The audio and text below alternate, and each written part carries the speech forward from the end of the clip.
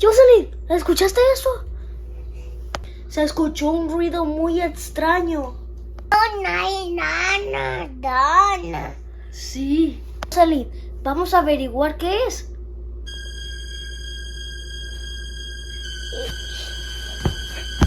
Tengo miedo. Bueno, ¿qué haces?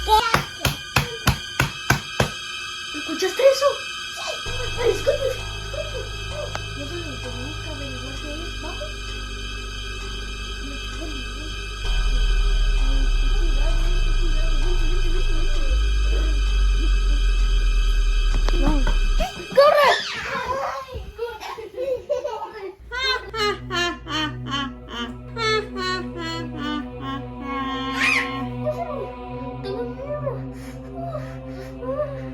Ustedes son los niños que se portan mal. Nosotros nos portamos bien, no, nosotros nos portamos bien.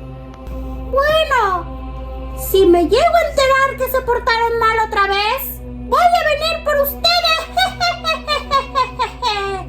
Sí, vamos a venir por ustedes.